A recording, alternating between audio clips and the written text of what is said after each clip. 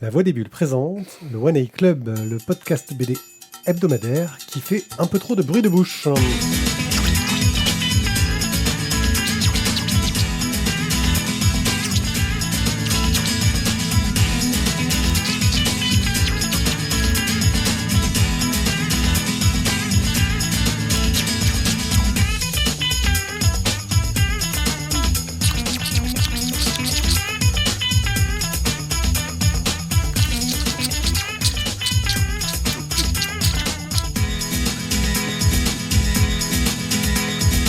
Coucou les gens.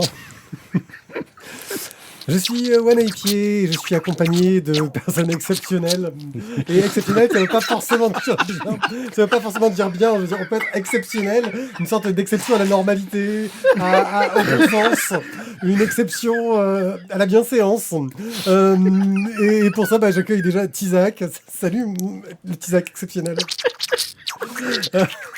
Guillaume. Salut. Et Thio. Bonsoir. Bonsoir. Tu repères ta voix, tu te prépares pour les prochains enregistrements. Le One A Club, c'est une émission où l'on fait des chroniques de bandes dessinées. Ah merde, c'est ça qu'on fait. Je vous rappelle les règles je vous laisse, pour ceux qui je découvrent l'émission. On sait jamais, faut faire des rappels de temps en temps.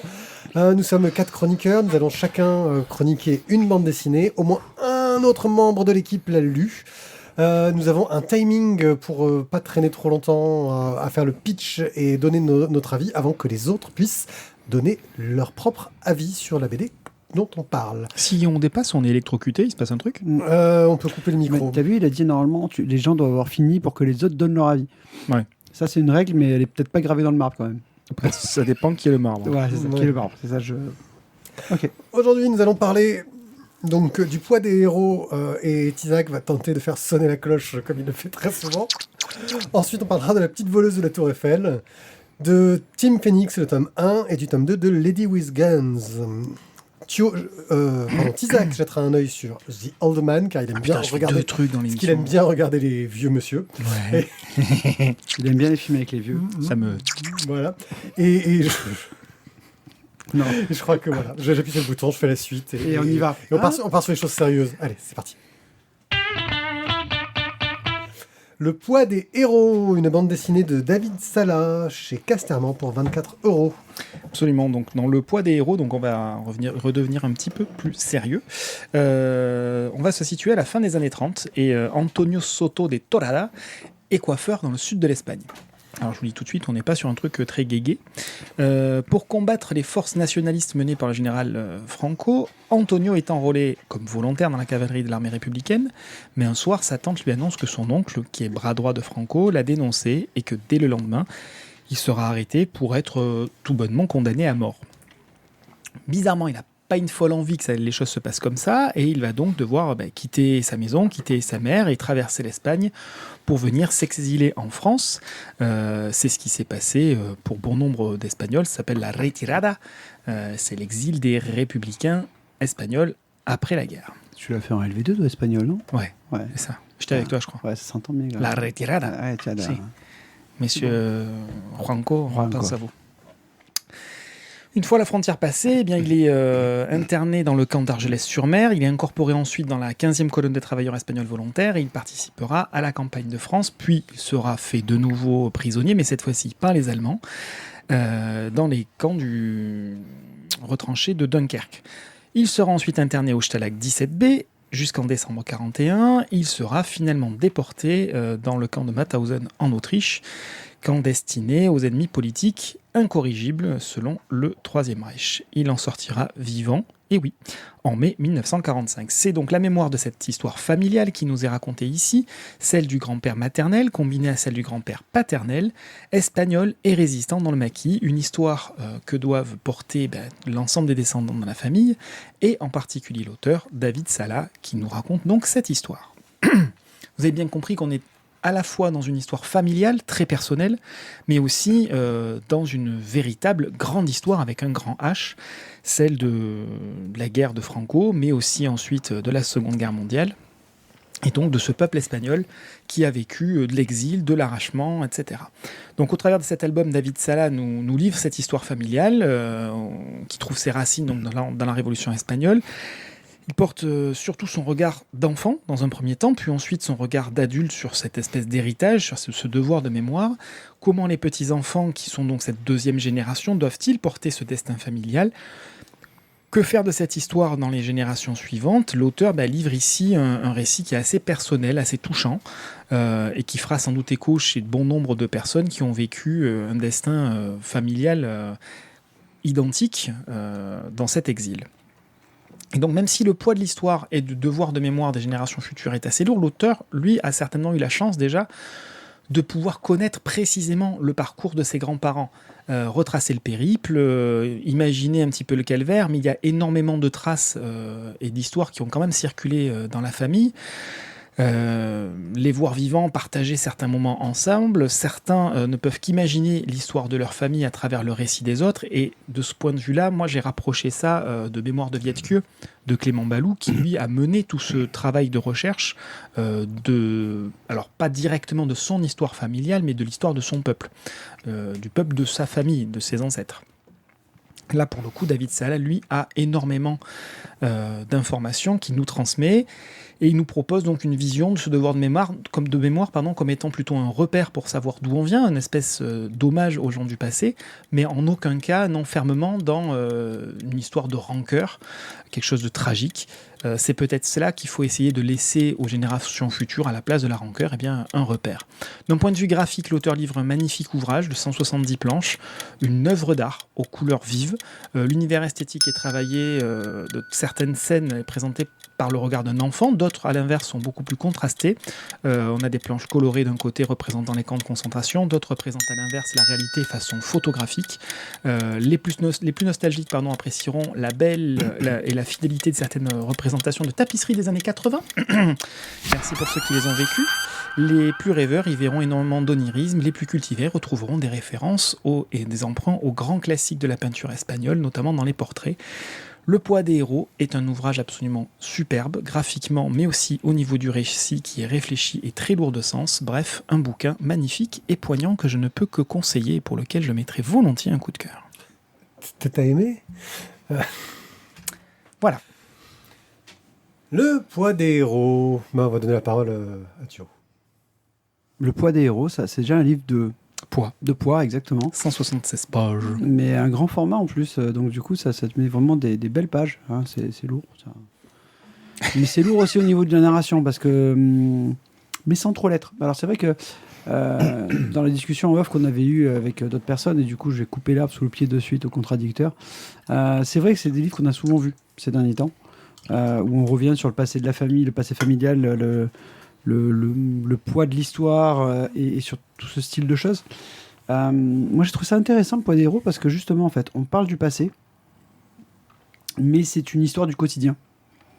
Finalement, son quotidien, le quotidien de David Sala, il est fait avec son passé, mais en fait, le héros, en l'occurrence, je ne sais pas si finalement c'est vraiment le grand-père. Tu vois, à la fin du bouquin, tu te poses la question, parce que tu te dis peut-être que finalement,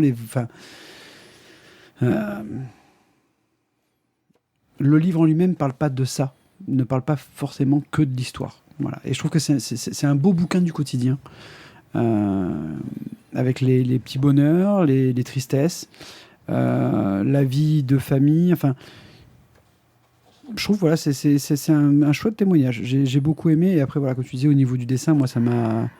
Je trouve ça très, très, très, très, très. C'est bluffant. Entre le dessin et la couleur, c'est vraiment bluffant. Donc, moi, très honnêtement, je te suivrai. Où tu iras, j'irai. Fidèle comme une ombre. Ouais, fidèle comme une ombre. Et je te ferai un cœur avec les doigts. Jusqu'à destination. Non, c'était de trop. Mon pays sera trop. Toi, j'ai... Guillaume, tu l'as lu ? Oui, je l'ai lu et comme pareil, on a discuté un petit peu en off, une très très bonne surprise, très agréable surprise aussi, même si moi j'ai eu un tout petit peu plus de mal avec le dessin, mais pas le dessin en général. Il y a certaines planches, il y a parfois certains visages qui sont pas bien passés. J'étais moins, il y a certaines pages ou certaines cases parfois juste où il y avait un truc qui se passait pas pour moi au niveau du dessin. Mais à part ça, oui, on va dire une espèce de nostalgie, pas tellement nostalgique de ces sales tapisseries dégueulasses des années 80 qu'on a vécu aussi. Mais enfin voilà, non. Plaisanterie mise à part, je rejoins ce que vous dites. C'est un super bouquin qui parle du passé, mais pour nous montrer l'avenir finalement, pour nous dire regardez, c'est bien ce qu'on a laissé, c'est bien ce qu'on a derrière nous. Faut pas oublier. Mais ça doit nous aider à avancer et pas nous empêcher d'avancer. Les moments du quotidien sont importants aussi. Moi, c'est ça qui, je trouve, les rend héroïques, ces deux grands-pères, c'est que finalement, il n'y a pas vraiment de rancœur, juste la seule vraie revanche qu'ils veulent, c'est en gros vivez, quoi. Et je trouve le message plus sain et plus positif et moins lourd que dans certains où on s'embourbe dans la rancœur de tout ça et où finalement on n'arrive pas à s'en sortir. Et puis on maintient les générations futures dans ces mêmes conflits. Oui. Et là, en tout cas, moi, c'est comme ça que j'essaie de faire passer ça quand je parle de ce genre de choses à mes enfants. C'est oui, il s'est passé ça, faut pas oublier, pour ne pas refaire. Mm-hmm. Mais il ne faut pas non plus s'empêcher de vivre. Donc oui, je vous suivrai volontiers sur le coup de cœur aussi. Un dernier point, Pied-Pied ? Et là, ça va cuter. Le dessin est bluffant, qui n'en peut plus. Franchement, c'est fantastique. Effectivement, on en a discuté en off, et ce côté déjà lu, entre guillemets, sur ce genre de thématique qu'on a déjà vu plein de fois. Il connaissait déjà la fin. Dès qu'il a vu le début, il savait que le grand-père allait mourir. Je savais que le mec allait en faire une BD. Je savais que l'auteur il allait en faire une BD. Ils m'ont gâché. J'ai bien aimé le côté revanchard du grand-père. Non, je crèverais pas avant Franco. Ah bah, c'est excellent. C'est un très très bon incipit. Ça marche très très bien là-dessus.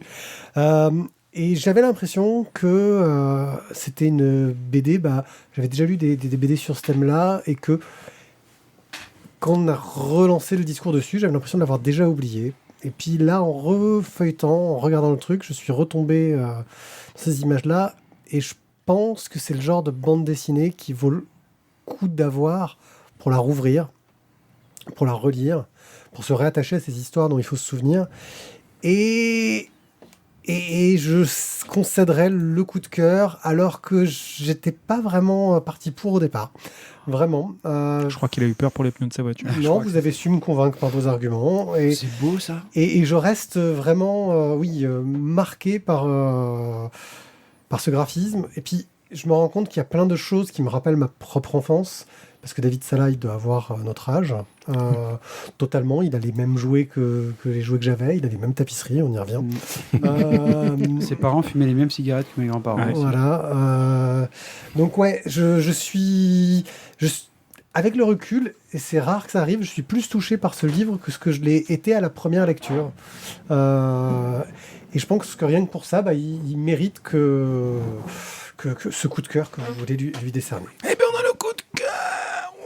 Voilà, ouais, non, c'est comme ça, je veux dire, faut des surprises, Il nous faudrait un petit jingle pour les coups de cœur. Ouais. Jingle coup de cœur. Il faudrait que je trouve un truc, jingle coup de cœur. Donc c'est Le poids des héros, c'est scénarisé, dessiné, colorisé par David Sala. C'est chez Casterman. Visuellement, tu pourrais mettre une licorne euros. avec des étoiles comme ça. Oui, mais c'est trop... Mais le problème, c'est que c'est visuel, c'est pas... Ouais, c'est ça. Ouais. Non, il faut juste éviter Dorothée ou Annie Cordy, quoi. Annie Cordy.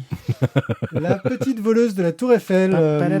Une bande dessinée scénarisée par Jack Manini et Hervé Richez, dessinée par David Ratt et colorisée par Matteo Ratt. C'est chez Bambou Grand Angle pour 16,90 €.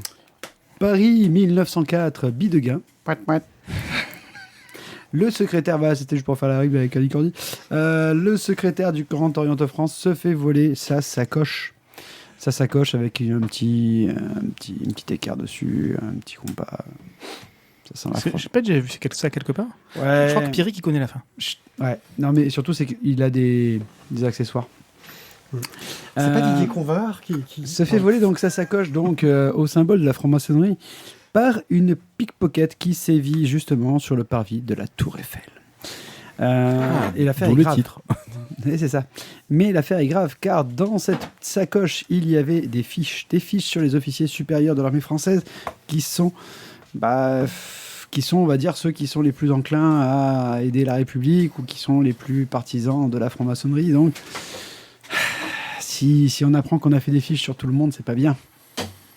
Donc, Elles sont pas notées S, celles-là. Bidegain, le secrétaire de Grand Orient de France, va demander à l'inspecteur Jules Dormois de partir en chasse de cette petite voleuse pour essayer de sauver le gouvernement de Émile Loubet, le président de la République française, monsieur. Président inénarrable, hein. Président. On se souvient tous. Alors, Éternel. très joli éternel devant. Il faut, voilà. Alors, c'est une très jolie histoire Émile. donc, qui va nous Émile. raconter un des grands scandales quand même de la Troisième République. Donc, c'est bien parce qu'on va avoir justement un petit mélange de faits réels et justement de fiction, encore une fois. On va avoir un beau Paris du XXe siècle qui est bien représenté. Voilà, les décors sont jolis, c'est soigné. On va même voir aussi des petits métiers de l'époque. Donc ça, c'est pour la mise en place, pour une sorte de créer une atmosphère. Elles sont belles, mes violettes, elles sont belles. C'est quand même, je trouve, une bonne mise en place. Les personnages sont attachants. On va avoir cette petite amourette, c'est certain, c'est convenu dès le début. Mais c'est mignon. Mais c'est mignonné, voilà, c'est exactement ça. C'est mignonné, c'est convenu, mais ça fait la petite dose de petits choupa-choups, de petites étoiles dans les yeux, le petit love-love. Voilà, ça se finit bien. Et franchement, voilà, je trouve que c'est une petite histoire qui se lit avec beaucoup de légèreté. On passe un petit moment sympa. Je vais pas dire un bon petit moment parce que ça se lit quand même assez vite. Le dessin, voilà, expressif, détaillé. Une colorisation sympa qui donne vraiment vie aux rues de Paris à l'époque. Voilà. C'est lumineux, ça m'a bien plu. Et moi, je me suis bien régalé sur un petit truc qui, au départ, peut-être n'était pas clairement ce que j'attendais, mais une bonne expérience, une bonne découverte. Guillaume. Écoute, j'ai pas grand-chose de Attention plus. de pas montrer la page de fin quand même. Hein. Ouais. Parce que là, tu es en train de montrer tout le bouquin. C'est magnifique. Il t'a coupé Voilà la fin. Une page grise. Donc je disais, écoute, j'ai pas grand-chose de plus à rajouter en fait par rapport à tout ce que tu as dit. Je suis assez d'accord. J'ai une bonne petite histoire très sympa qui se lit très bien, qui laisse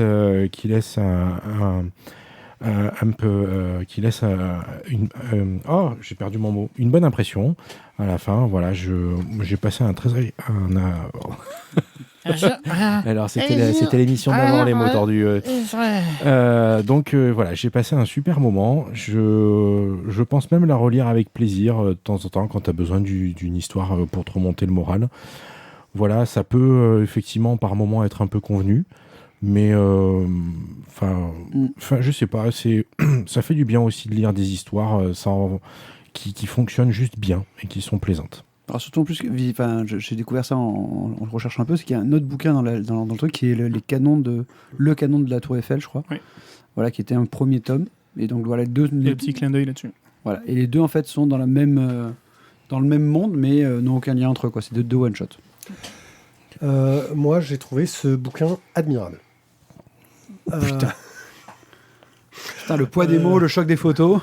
Je l'ai trouvé admirable en tout point, par ce dessin que je trouve à la fois réaliste et dynamique, qui arrive à avoir ce juste milieu entre le côté un peu humoristique et le côté vrai, des décors qui sont soignés, avec ces écritures des personnages qui ont tous leurs petits trucs, qui les rendent tous plus intéressants les uns que les autres. Cette structure en chapitres très clair, qui fait que tu crois presque que tu as fini le bouquin, mais tu te rends compte que non, il y a encore un chapitre après, qui fait que ça en rajoute encore une couche et que c'est vachement bien. Le côté historique qui m'est totalement passé à côté, parce que c'est Mathieu qui vient de me dire que c'était une vraie histoire, parce que je suis nul en histoire, je vous le rappelle, mais que c'est pas grave, c'était trop bien comme c'est raconté. Oui, cette petite histoire légère, cette amourette, mais avec des personnages qui ont des caractères tellement sympathiques, et puis des personnages dont on arrive à creuser le passé aussi en très peu de pages. C'est d'une richesse, d'une rythmique. Je trouve que c'est une écriture... l'écriture est remarquable et le dessin le sert merveilleusement bien. Voilà. Je pense que tu en fais, à mon sens, un poil trop, mais ça n'engage que moi. Pour le coup, c'est plaisant, c'est mignonné. Par contre, personnellement, le dessin, j'ai eu beaucoup de mal. Autant les dessins de décor, effectivement, sont très soignés et très propres, etc., et très bien rendus. Autant les personnages, j'ai vraiment eu beaucoup plus de mal. Donc ça n'engage que moi, encore une fois. Mais voilà, donc pour moi, c'est mignonné, ça passe très bien. Ça a l'avantage d'être un one-shot qui fait pas 300 pages. Et comme tu le disais, Guillaume, t'as envie... Tu trouves que c'est un avantage? Non, mais c'est un petit bouquin feel good. Et de ce point de vue-là, effectivement, quand t'as envie de passer une demi-heure avec un truc sympa qui remonte le moral, effectivement, c'est un bon choix. Maintenant, voilà, ça reste mignonné pour moi, j'en ferai pas des caisses dessus, quoi. Bon, ben voilà, moi j'en ai fait des caisses, j'ai trouvé ça trop bien. C'est La Petite Voleuse de la Tour Eiffel, scénarisé par Jacques Manini et Hervé Richez, dessiné par David Ratt, colorisé par Matteo Ratt, et c'est chez Bambou Grand Angle pour 16,90 €. On vous l'a promis la semaine dernière, maintenant il va falloir raquer. Envoyez les sous, envoyez le blé. Voilà, parce que franchement, c'est pas parce qu'on a des nouveaux pieds de micro. T'as pas plus de pièces, là, ça fait un peu pitié. Bah justement, faisons pitié. On a 4 €, les gars. Vous voulez nous soutenir. Vous voulez nous soutenir. Eh bien voilà, A2GSD qui nous rejoint sur le chat pour la première fois. Salut à toi. Bonsoir Cobal aussi alors, parce que sinon... Bonsoir Cobal, mais on va le remercier directement. Si vous aimez notre émission, si vous aimez notre bonne humeur, notre joie, notre mauvaise foi, si vous aimez ce que l'on fait, il y a plein de façons. Soit vous êtes richissime et vous savez pas quoi faire de vos sous, donnez-les-nous. Parce qu'on aime l'argent et on saura quoi en faire. Elon Musk, on sait qu'en ce moment, t'es un peu limite après ton rachat de Twitter, mais n'hésite pas. Mais vous pouvez aussi nous donner qu'un euro par-ci, un euro par-là, sur Tipeee, tipeee.com/la voix des bulles. Vous dites, je donne 1 € par émission, mais pas plus d'1 € par mois. Hein. Parce que c'est vrai qu'on est passé à un rythme hebdomadaire, on fait beaucoup d'émissions, on peut commencer à être un peu exigeant d'un point de vue du portefeuille, mais oui, mais parce qu'on le mérite. Notre exigence, c'est notre mérite. Tu regardes la voix des bulles? Parce que je la vois bien. J'ai juste en tête le démarrage de l'émission de la semaine dernière. Bon. On mérite, oui. Si vraiment vous aimeriez bien nous aider, mais qu'on vous a donné envie d'acheter tellement de BD que vous avez plus de sous, et ben on vous recommande... Achetez moins de BD. C'est une solution. Non. Je suis pas d'accord. Ça, c'est notre libraire qui dit ça. Donc, vous pouvez passer par Bubble. Toutes les vignettes qu'il y a sur notre site, lavoidesbulles.fr, vous emmèneront sur un site qui vous permet de commander chez eux, ce que est sympathique, hein, c'est bien, vous commandez, ils vous livrent, enfin, comme n'importe quel vendeur en ligne qui n'est pas Amazon.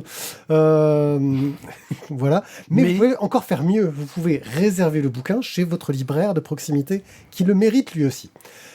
Et si vraiment, vous pouvez même pas acheter les BD qu'on vous recommande, et ben parlez de nous autour de vous.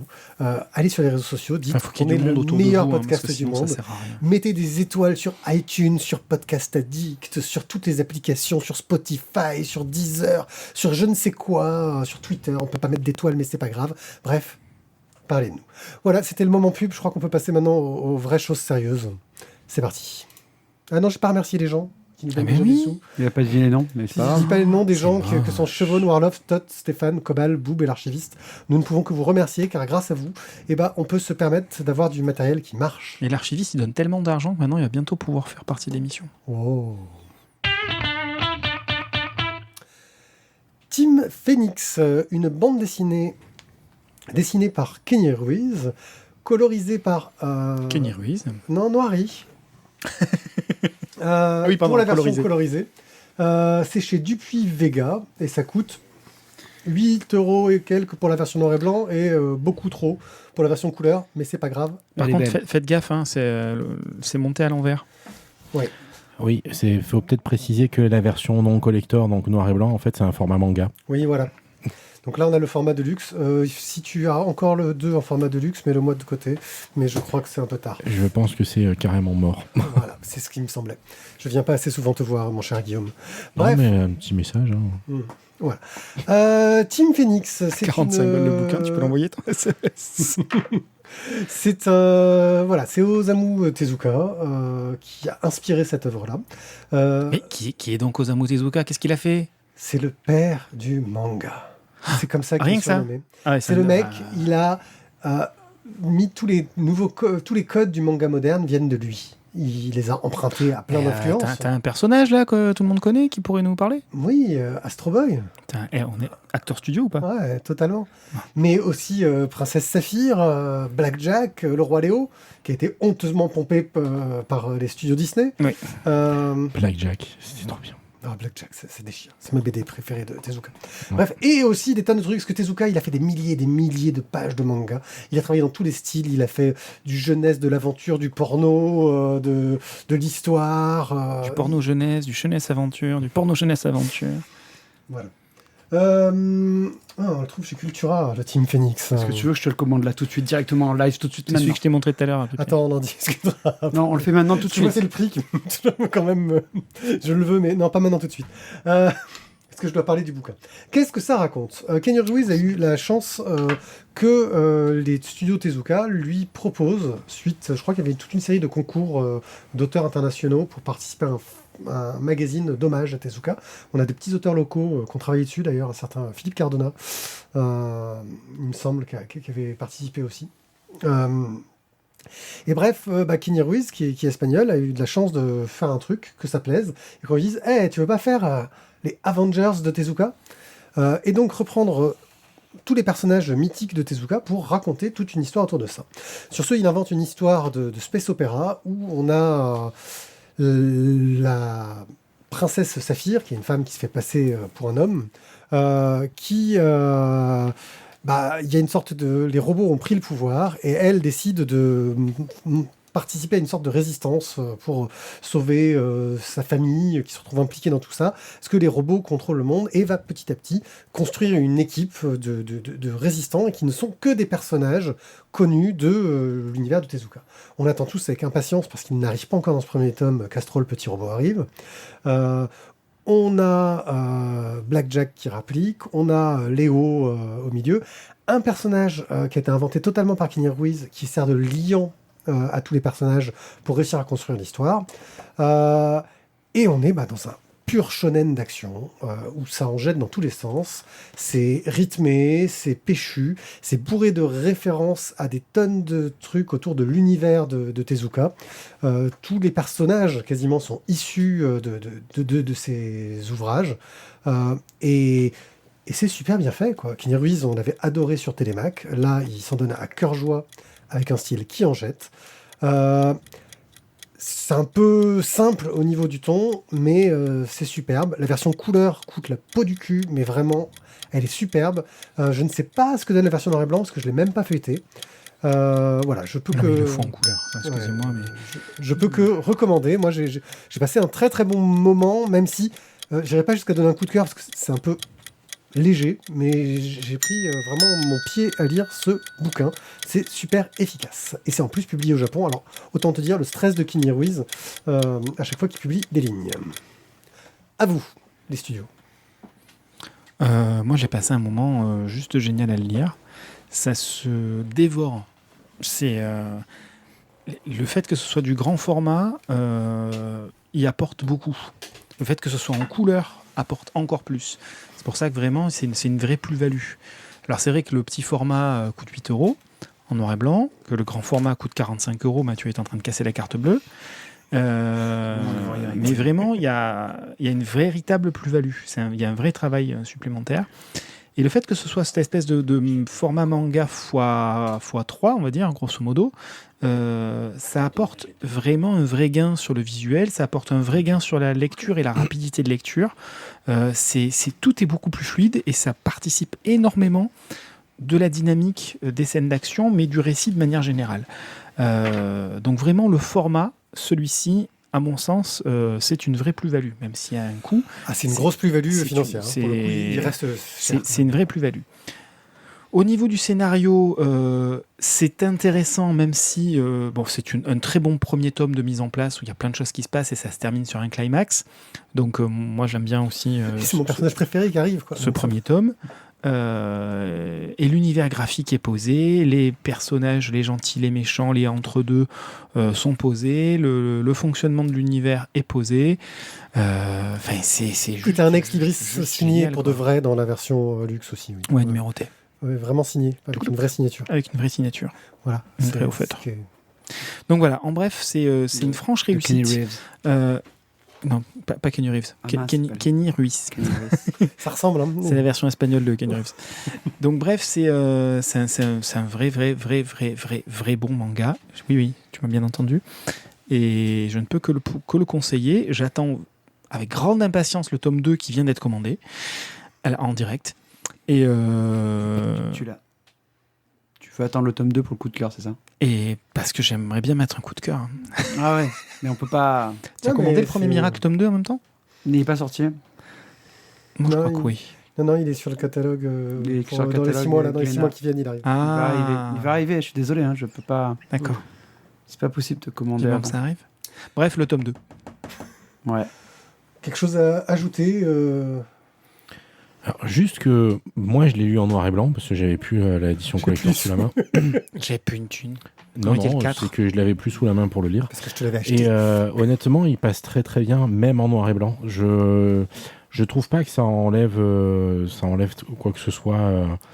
La couleur est sympa et a un petit plus, mais honnêtement, le format manga est très très bien supporté par l'histoire et par le bouquin.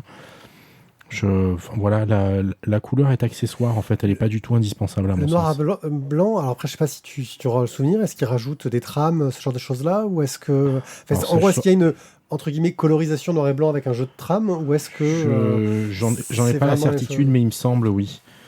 Il me semble qu'il y a. Voilà, c'est-à-dire que c'est vraiment deux versions où il y a un travail du contraste. Enfin, c'est pas du. La version au noir et blanc, c'est pas la version couleur. En noir et blanc, c'est. Non, Jusqu'à la fin du pour le coup, c'est vraiment un bon manga dans le sens où ça a été aussi pensé en noir et blanc, quoi. Hmm. Donc, Puis c'est un bel hommage, quoi, je trouve aussi au travail de Tezuka. On retrouve les thématiques, on retrouve tout ça. c'est vrai que c'est plaisant. Les non-références.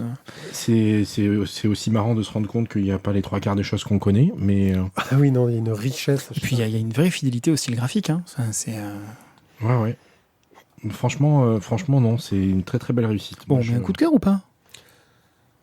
Bah, moi, j'étais du genre à peut-être vouloir attendre le tome 2. Non, mais j'attends le tome 2, tu sais, je- parce que bon, je veux dire. Non, en fait, je pensais pas que vous seriez aussi enthousiaste que moi. Ah. Et donc, je m'étais Ah, dit, moi, ça je me passera suis régalé. jamais. Moi, je me Ça suis passera régalé. jamais. Franchement. Toi aussi, Donc, tu t'es régalé. j'osais pas. Maintenant, oui, Ah oui, si vous si voulez. vous voulez mettre un coup de cœur, oui, allons-y. Ah bah, j'ai un coup de je m'y opposerai cœur. pas. Moi, je suis trop à fond là-dessus, mais c'est trop facile pour moi. Non, mais en fait, je vais faire. Je vais être quelqu'un d'autre et je vais me dire que c'est comme avec ma femme quand je l'ai rencontrée, tu vois. Tu la rencontres, mais tu mets pas le coup de cœur tout de suite. Tu attends d'avoir un peu plus. Tu m'as fait peur. Ça fait. On est d'accord que dit comme ça fait quand même ultra peur le coup de Ça cœur, fait tu vois. ultra peur. Tu te rends compte Voilà. que le R est toujours c'est un truc très important. C'est super important le R dans la vie. Voilà, ben donc du coup, c'est Tu pour ça manques que pas je d'air, toi. le tome 1, si tu te plaît, tu mets un coup de cœur. T'arrêtes de nous faire chier à attendre que.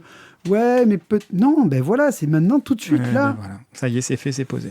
Putain, mais sérieux quoi. Sur une série, ouais, sur un diptyque, j'ai plus de mal. Mais... En plus, là, il y a 6 tomes, donc avant que tu arrives à la fin, on aura tous 50 ans quoi. Bon, 6 tomes, putain, Putain, ils vont les 45 euros sortir x vite, 6. alors. 45 euros x 6. Oh. Ce sera un bel intégral que tu auras. C'est ça. 300. Tu l'as senti l'escalier, mais tu es descendu que sur ton cul. Hein. Oh, mais c'est rare hein, que j'achète des beaux livres comme ça en général. Je me 300 contente des boules, quand des même, petites du coup, éditions c'est de base. ouf. Quoi. Ouais. Tu vois, tu t'es fait piéger. Ah, C'est qui t'a conseillé de l'acheter en couleur? C'est moi-même, non, même Ah, pas. fais voir. Non, Ah, tiens, personne ouais, m'a du coup, ça, conseillé. j'ai même pas retiré la Eh oui. jaquette. T'as vu? Tu me remets la caméra, Princesse s'il te plaît? Saphir. Mhm. Et Regarde. de l'autre côté, t'as quoi? Bah, 2 secondes. Oui, Hop, alors là, je vais donc recentrer un petit peu. quand on enlève la jaquette, on voit quelques jolies illustrations bonus qui Princesse sont Saphir, cachées Choubidou. sous la jaquette. Et hop. Et là, je décris parce que c'est vrai que sur un podcast audio, C'est Princesse Saphir. c'est super pas la classe. Et hop, derrière, on regarde a le petit joli petit crayonné. on a Urané, je sais pas comment il s'appelle. Et le. putain, c'est un des méchants dans Pluto, quoi. Oui. Voilà. Voilà. Bref, c'est Bon, on a des trucs. Hein, voilà, on peut passer à autre c'est chose. une belle édition, ça mérite.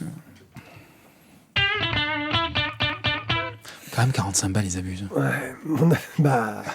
On avait bien aimé c'est à moi. Lady with Guns, qui est une bande dessinée scénarisée par Olivier Bocquet, dessinée par Anne Laure, et colorisée par Anne Laure et Elvire Decoq. C'est chez Dargaud pour 16,50 €. On avait dit pas mal de bien du tome 1, je sais même plus. On avait attendu pour le coup de cœur ou on l'avait mis cash, je sais plus. Je crois que c'est celui où on avait mis un coup de cœur. Ouais, enfin bon, il y a un tome 2 qui est sorti, avec une couverture quand même vachement moins classe. Mais au-delà de ça, je vais laisser Guillaume nous en parler. Alors, globalement, je pense qu'on peut dire que le tome 2 est un peu moins classe. Alors, On enlève le coup de cœur. Tu vois, c'est pour ça qu'il faut attendre le tome. Ladies with Guns, donc, on va suivre des femmes, surprise, dans le Far West américain, d'où les Guns. Et voilà, donc le principe, c'est une rencontre improbable entre une jeune esclave noire en fuite, prise dans une cage, une femme blanche qui est là pour s'installer, mais malheureusement, attaque d'Indiens, tout le convoi est détruit et son mari tué. Et une indienne, donc, qu'on apprend très rapidement, en fait, est la sœur d'un des indiens que la femme blanche a tué. Bref, ça démarre très mal. Elles vont essayer de choper des choses en ville pour notamment s'occuper de la jeune fille noire.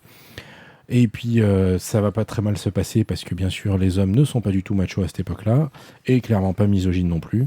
Et en fait, ils vont être aidés par une vieille dame du village qui, pour la petite anecdote, était l'institutrice avant. Et puis, ça va partir en live parce que chasseur de primes, à la poursuite des esclaves, fusillade, des morts, des blessés. Et le tome 2 commence après tout ça avec donc ces jeunes femmes en fuite, poursuivies par la moitié du pays. Et donc, l'une d'elles, la vieille, très, très grièvement blessée, qu'il faut essayer de sauver. Donc, on commence plus en mode survie, genre survie-fuite, que le tome précédent. On reste dans le même ton avec ces femmes qui luttent pour survivre, alors plus tellement pour faire valoir leurs droits maintenant, parce que c'est un peu foutu. Et puis voilà, on reste sur un niveau de dessin équivalent, plutôt sympathique, qui fonctionne bien, des couleurs assez riches aussi. Et voilà, j'ai envie de dire, enfin c'est compliqué d'en pitcher plus parce que sinon je vais vous raconter l'histoire, il n'y aura pas d'intérêt à essayer de la lire.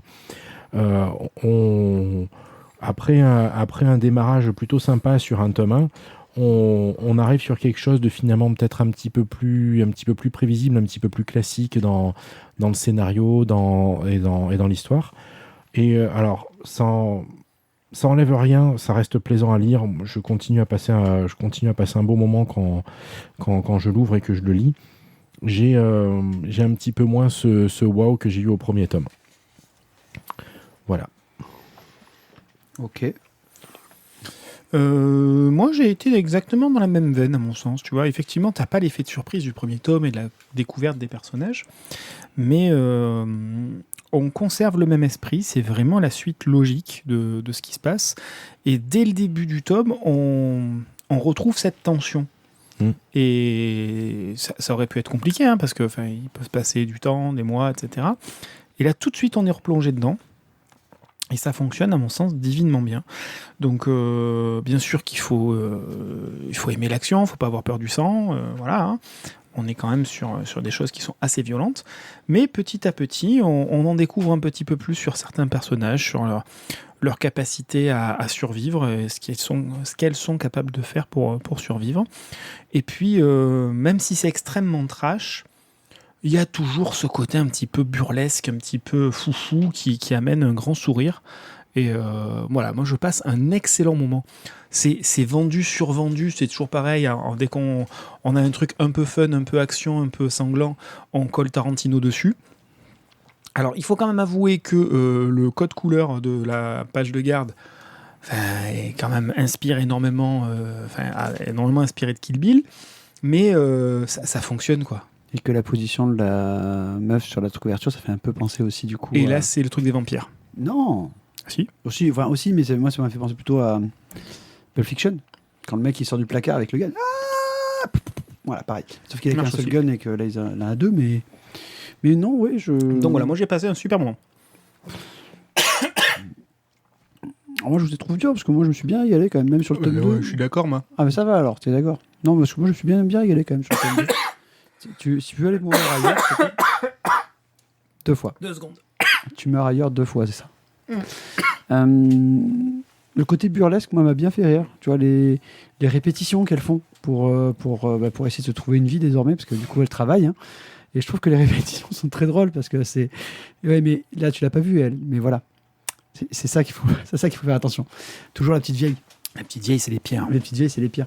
Ouais, truc cool. Après, la fin est un peu moins drôle quand même. Hein. On est dans un truc un peu plus glauque. Moi, j'ai gardé le même. Je trouve que ça garde le même état d'esprit que le tome 1 et vraiment plaisant. Pied. Ouais, moi je suis entre vous trois. Encore une fois, il a le cul entre C'est trois chaises. compliqué d'être au milieu de Ouais, trois. je sais, c'est dur. Il a le cul entre 3 chaises. C'est chaud. Ouais, c'est ça. Non, Putain, t'as pris du cul. Hein. J'ai passé un bon moment. On l'a déjà fait dans l'émission il y a une C'est semaine. bien fait. Je trouve que la couverture dessert un peu quand même l'album. Je trouvais que la première couve était plus subtile. Et même s'il y a beaucoup d'action, du burlesque, tout ce que tu veux, là, tu as l'impression, quand tu regardes la couve, que ça va être de la violence pure, alors que les personnages principaux ne sont pas... Ouais, les personnages principaux ne sont pas forcément... Non, principaux. ne sont pas forcément super Sans liaison. violentes à ce niveau-là, on va dire. Elles utilisent juste de la violence parce qu'elles n'ont pas le choix. Non, ça va. Mais c'est pas, tu vois, quand tu regardes la couverture, t'as l'impression que c'est leur seule façon de faire. Elles essayent de trouver des solutions où la violence... Sans spoiler le bouquin, il y a quand même une scène ou un élément principal dans ce scénario de tome 2 qui est le braquage d'une banque. Et c'est exactement ce qui est relaté ici. Et donc, elle passe du temps à se mettre en position, à répéter ce que disait Mathieu tout à l'heure. Et je trouve que ce qui se passe là, c'est l'essence même d'une grosse partie de ce tome 2. Ah ouais, non, là, je suis pas d'accord. Mais bon, voilà. Donc, j'ai trouvé ça sympathique. C'était bien. Je passais un bon moment, mais voilà, c'était bien. Et il retire son coup de cœur, je crois. Non, je le retire pas, mais... Mais quand même un peu. C'est... Tu sais, c'est comme un... Surprise est passée, quoi. C'est comme, tu vois, un Zelda. C'est un demi-cœur. Ah oui, c'est un demi-cœur. Merde, Un un quart de cœur. cœur. Un quart de quart cœur. Mais le quart de cœur, c'est pas pour tout de suite quand même. Donc, Lady with Guns par Olivier Bocquet et Anne-Laure chez Dargo. Un œil sur. The Old Man. Putain, c'est encore moi. Ouais, c'est encore toi. Le vieux monsieur. Le vieux monsieur, moi j'aime bien les vieux monsieur. Donc le vieux monsieur, c'est une série américaine. De pervers. Bah, ça dépend. Ils sont consentants. Donc c'est un thriller américain. C'est basé sur un roman éponyme de 2017 de Thomas Perry, Thomas Perry. Et la série a été développée par Jonathan Eisenberg. Non, Steinberg, pas Eisenberg, on va y arriver, oui. Ça, c'est autre chose, c'est Breaking Bad. C'est ça. Et a été diffusé sur FX, puis maintenant on trouve ça sur Disney+ depuis fin septembre. Il y a 7 épisodes dans cette première saison, avec des épisodes qui font entre 40 et 45 minutes chacun. Et donc on retrouve, c'est quand même important, Jeff Bridges, qui est un élément central et essentiel, puisque c'est notre personnage principal, mais c'est surtout un acteur de dingue. Et le non moins excellent, John Lithgow, qui est souvent cantonné au second rôle, mais qui là est un personnage absolument central également de cette histoire. Donc The Old Man, c'est donc Jeff Bridges, alias Dan Chase, qui après avoir servi le gouvernement américain auquel il était dévoué corps et âme, a décidé de se retirer du circuit et de vivre complètement sous les radars. Quand un assassin fait irruption chez lui, forcément sa paisible retraite vole en éclats, il se retrouve donc traqué par Harold Harper, qui est donc joué par John Lithgow, une vieille connaissance du FBI avec qui il a quand même quelques comptes à régler. On apprendra les choses petit à petit au fil des épisodes. Et donc une traque sans merci débute dans laquelle Chase va devoir non seulement se battre pour sa propre survie, mais aussi pour sauver sa famille, à minima sa fille, puisqu'on voit qu'il, par téléphone interposé, il essaye de la protéger autant que faire se peut en maintenant une certaine distance avec elle. et en plus d'être pourchassé par Harper et son équipe, donc Angela Adams qui est sa petite protégée et Raymond Waters qui est un nouveau venu au FBI, qui est parachuté, qui a les dents très très longues, qui est extrêmement fouineur, eh bien il y a également un tueur à gages qui est à ses trousses. Bref, assassin, FBI, famille cachée, quels sont les liens de tout cet imbroglio? C'est ce qu'on va essayer de découvrir à travers les différents épisodes.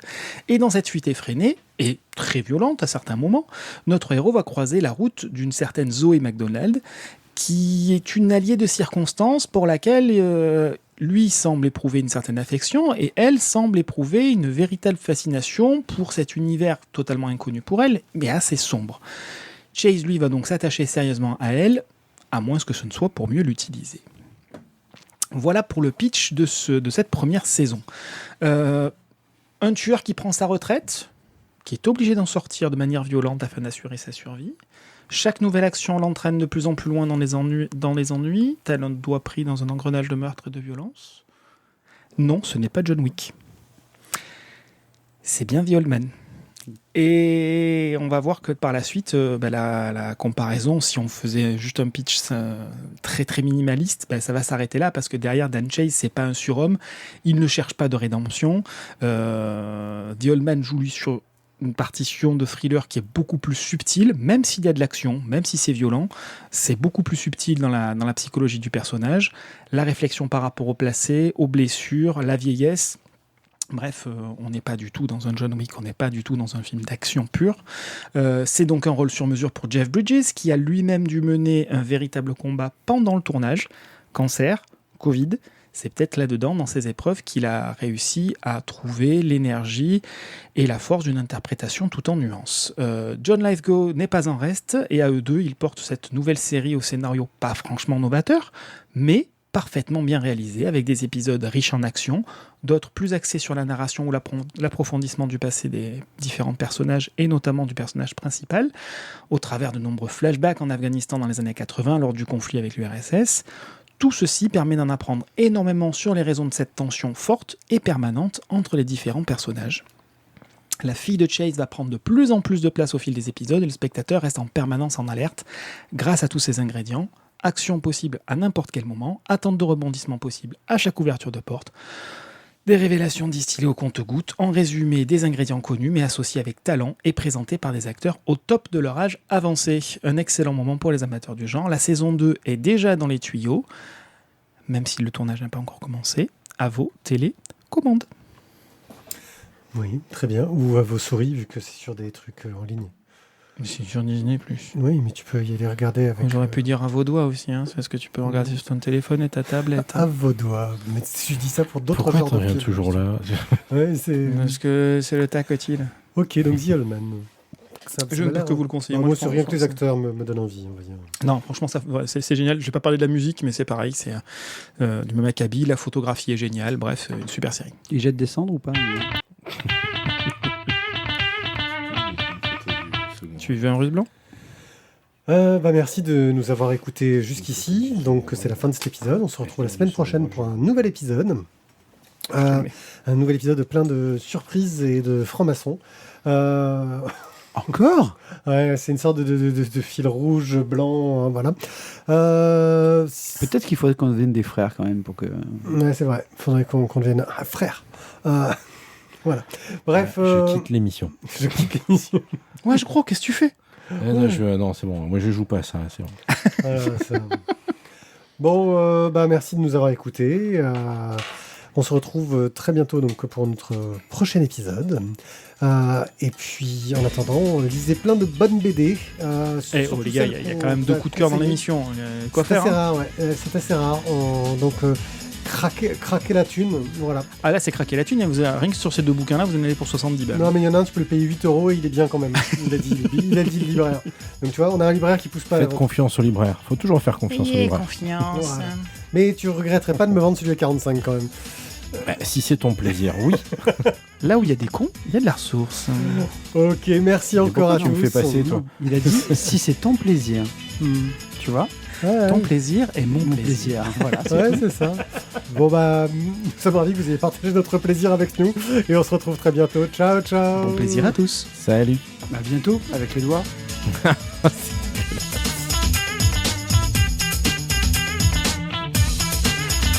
Bonne histoire.